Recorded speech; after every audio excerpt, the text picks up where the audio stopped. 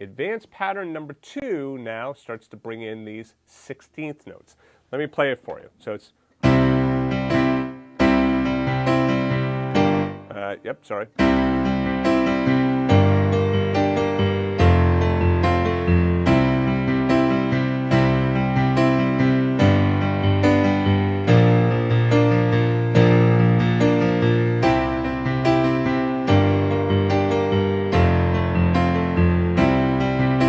Now, you'll notice here I did that inversion here of the C. By right, I should have done the root position like we were doing. I'm not going to bother to change it right now. I will change it in the final sheet music for you. This is totally fine. You could do this, but I was just trying to keep everything consistent with these same inversions.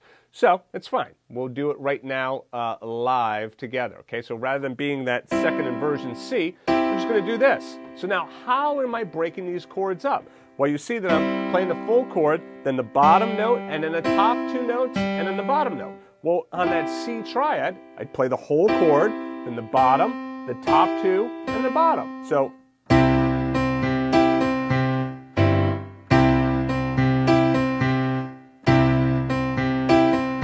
now, the tricky part about this is that this is definitely in a coordination between the hands. Right? So take this one nice and slow. Do one hand at a time. So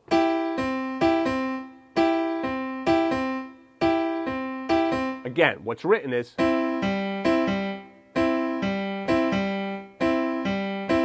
we're going to change it to this, okay? So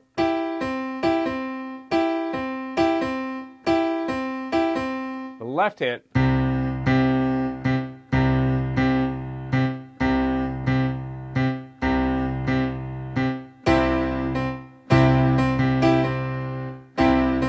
Now, I suggest that you start with just playing this first part right here. So,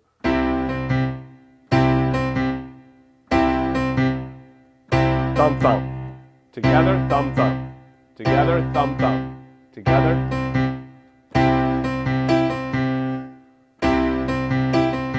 And then this is 1, 2, 3. 1, 2, 3.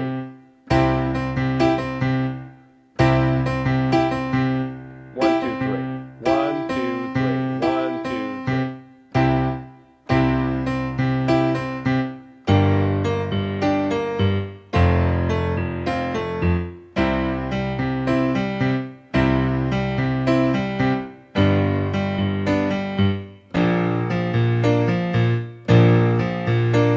You see here on the B flat, I kept it the same as well, rather than doing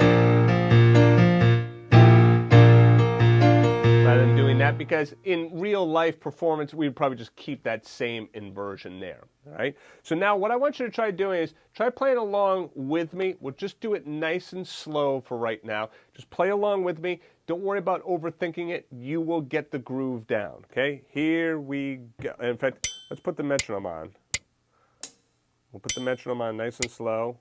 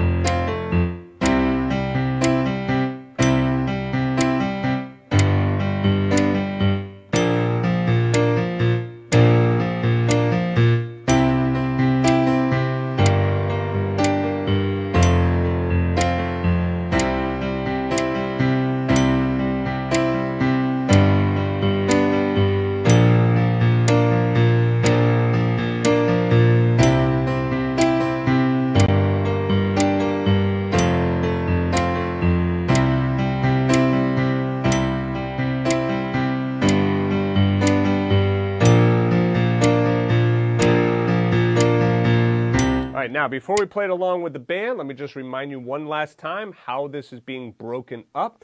Left hand, we're doing the octaves and then ghosting on the top note there, the C, okay, the top note of the octave, okay. In the right hand, we're taking the chord. I'll play what's written here. We're taking that chord. This is our second inversion C chord. We're breaking it up. We start with the whole chord first of all, then we do the bottom note, top 2 notes, okay, and then back to the bottom note. So whole chord, bottom note, top two notes, bottom notes. Rhythmically.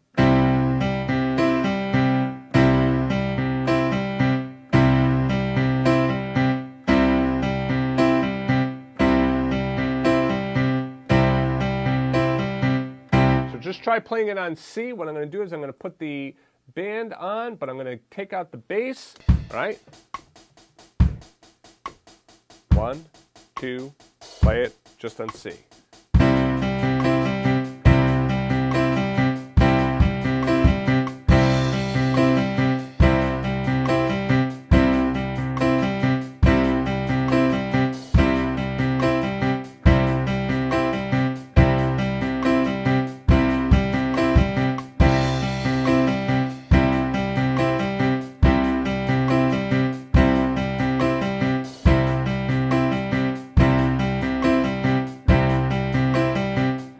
All right, good. Okay, so now it's just a matter of getting that groove together.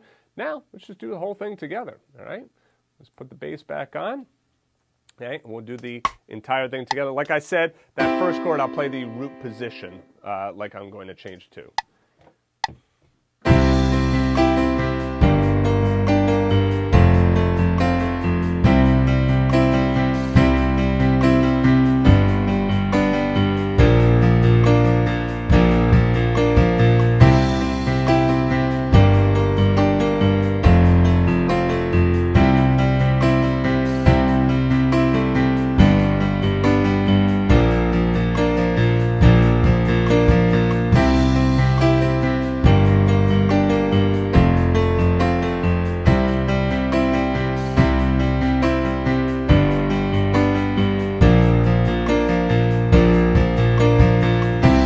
All right, now let's talk about when you might use this kind of accompaniment.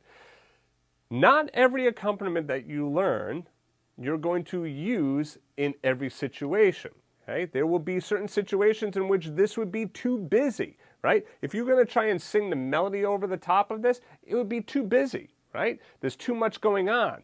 But let's say that you just want to groove on the song, or you want to improvise a little bit, or you want to do an intro, or you want to do an ending, or you want to do this on a different song altogether, right? So we're utilizing Fire and Rain, that chord progression, just because I like the tune and I like the chord progression, but that doesn't mean that you can't take these types of accompaniments and apply them to other songs. I'm hoping that you understand that, and if you don't, then I'm telling you right now, you could definitely take these accompaniments, move them on to other songs. The main thing is you're learning different accompaniment rhythmic patterns that you can coordinate those hands together. Again, that's what Piano Accompaniment Essentials is all about. Learning how to come together with the hands, right? Making it so that those hands are working together so that it's not just left hand, right hand, it is a combination, that it's the two hands together. All right, so that is our first level of Piano Accompaniment Essentials.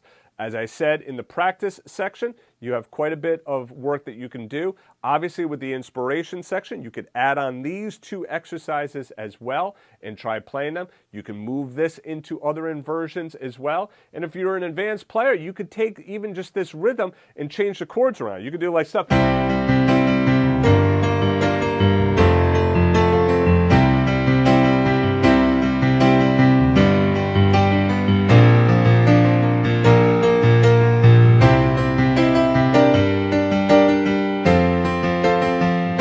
See how I can like move these chords around, like bigger chords, right? Like utilizing, those 4-note chords. Really all I'm doing is just doubling the...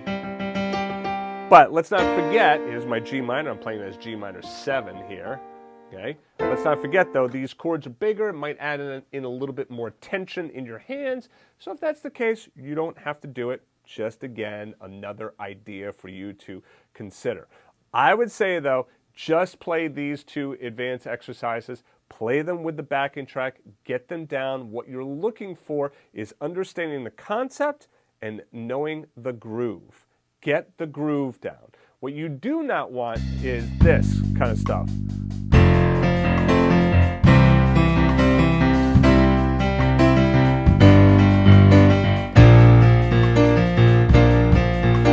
Right? You can hear hear how that does not sound grooving at all.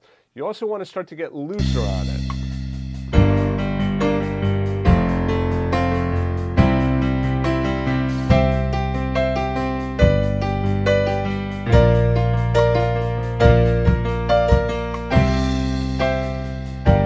Mix them together. Right, our basic pattern.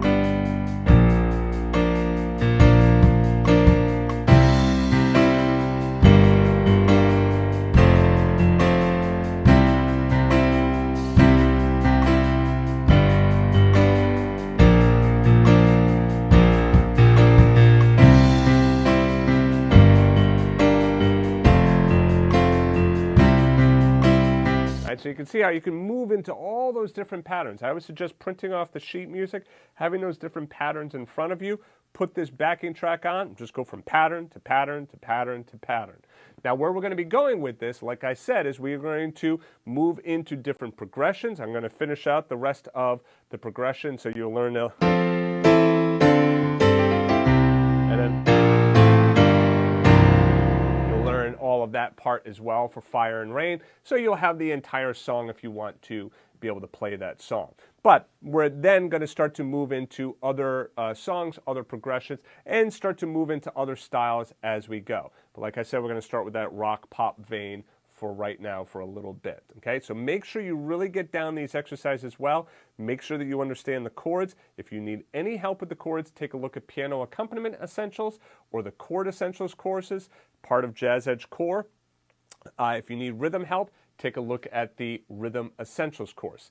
And then in addition to that, every other Thursday, my members can join me for a live Q&A at 1 p.m. Eastern in which I answer questions on my JAZZEDGE Core. All right, so if you have any questions about JAZZEDGE Core, remember that's the 6 courses that's found at JAZZEDGE: 30-Day Piano Playbook, Piano Essentials, Chord Essentials, Piano Accompaniment Essentials, The Confident Improviser, and Standards by the Dozen. If you have any questions on any of those courses, need any help with that, need some feedback, 1 p.m. every other Thursday, that's the time to join me on that. All right, so anyway, thank you very much for joining me today for the first lesson on Piano Accompaniment Essentials.